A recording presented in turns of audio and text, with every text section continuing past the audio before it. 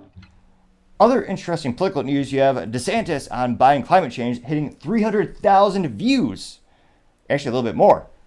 Now, again, it's all relative. For DeSantis, this is a very successful social media moment because, again, most of his tweets are getting between, I would say, 60 to maybe 100,000 views on the Twitter.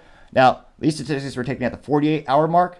So it took him 48 hours to get 342,000 views and 5,111 likes. So pretty good like ratio, 1.49%. Now, it's only about, let's see, a minute 43 long, so not too long. And this specifically is from his team, the DeSantis War Room, which you gotta give them credit. They do have a crocodile in their Twitter name handle, which I didn't know you can do. So it is creative. Joe Biden and corporate media have been blaming climate change for the natural disasters and the hurricanes. What do you think about that? Well, I think if you look, there was a storm that went on this almost exact track in 1896, and it had 125-mile-an-hour winds just like this one.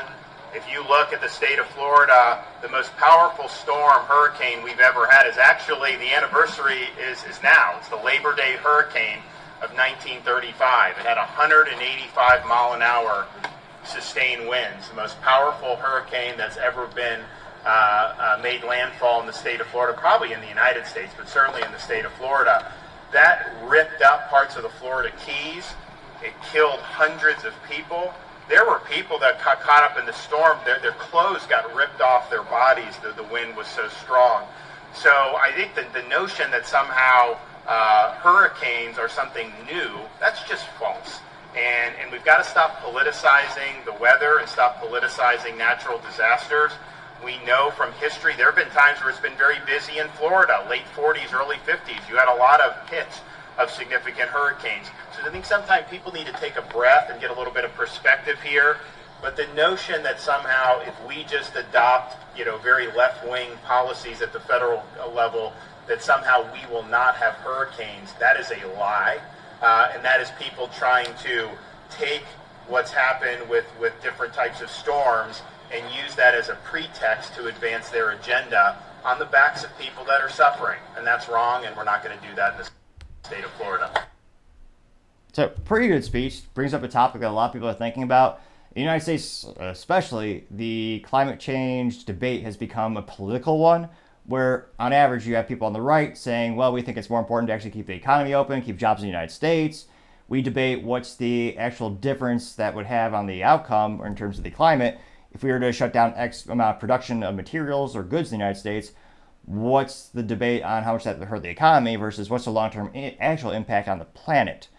And on average, again, politically speaking, people on the left want to basically enact many, let's say, climate change initiatives that are detrimental to businesses, manufacturing, and they claim if you acquiesce to those demands, the Mother Nature will just love us again, and bad things will magically stop happening if you just vote for them.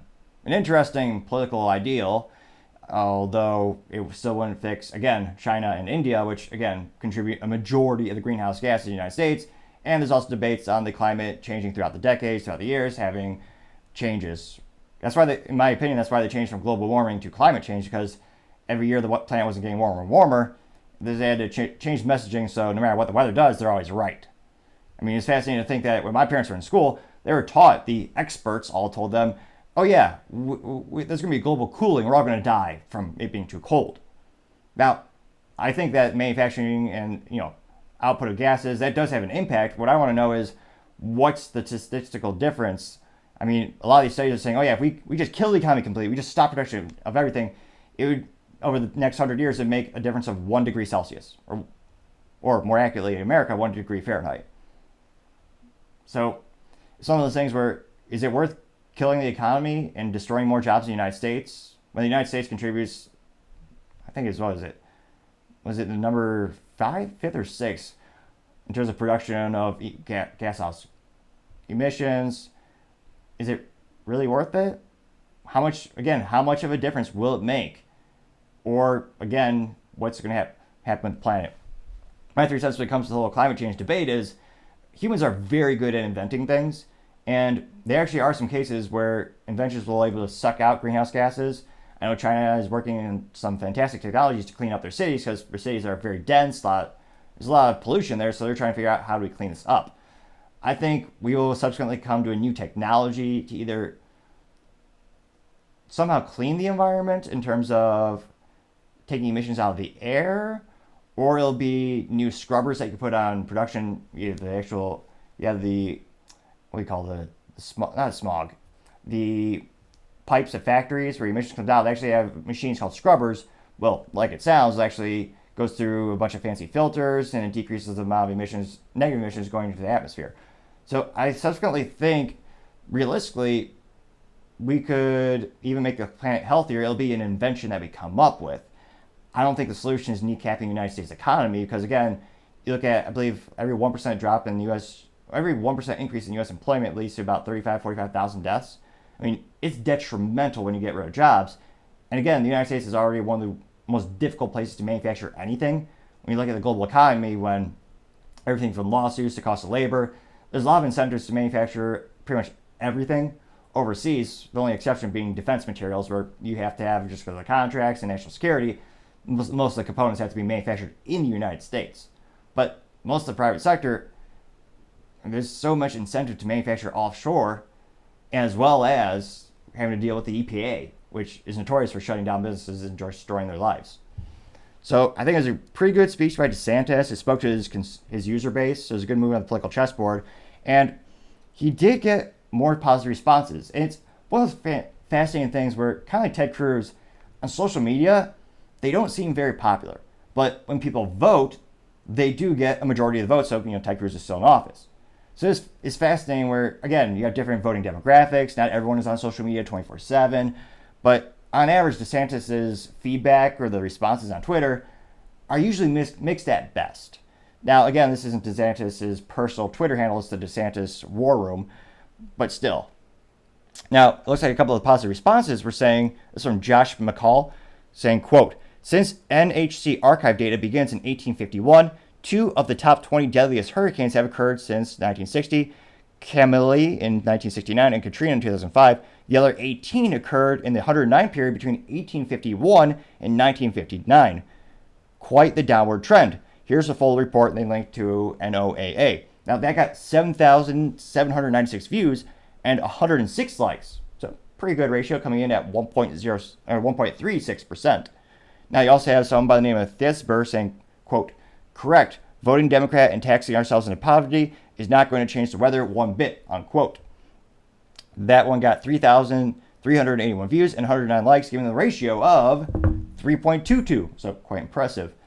And actually, building upon that note, if it's true that, if we enact certain policies, Mother Nature will love us and embrace us and never hurt us again, why are there constantly national disasters in California? It's been Democrat controlled, I believe, 40 years now? 40 years plus? They've shut down manufacturing completely. There's no automotive headquarters there anymore. They used to have many automotive companies headquartered in California. A lot of the Japanese brands, actually, some of their first U.S. headquarter offices were in California. Now you have Honda over in, I believe, Ohio. You have Tesla famously coming to the best state in the union, Texas. And what was it? Also, Toyota came to Texas. Will California learn from their business blunders, or in this case, political blunders that lead businesses to leave in droves? I think not. But again, all the environmental policies they want exist already in California. But they consistently have more natural disasters than a book you can fit in a book. So that should be a good little mini use case. But of course, kind of like idiots, or what's a nice way, mentally vacuous or people who are lower on the evolutionary chain, also morally vacuous, people who believe in communism, they will always argue, well, it was never truly communism. Like, it's never really been tried. Now, this is also perhaps because American schools have all-time low test scores for history, and I know common sense eludes most people these days, but can't help but see some parallels between the two arguments. Well, it's never truly been tried. Well, the policies have never really been pushed through. Most of the environmental policies you want exist over in California. But I digress for now. You also have a response from someone called, quote, or this is from a Reality Checked, and they said, quote, I'm very concerned that people don't see this. Reads, please. Amplification, big time. He needs to go nuclear, unquote. interestingly enough, the U.S. should go nuclear physically as well. Nuclear fission and nuclear fusion is one of the most cleanest, most effective ways to generate electricity. So if you really cared about the environment, you'd love nuclear energy.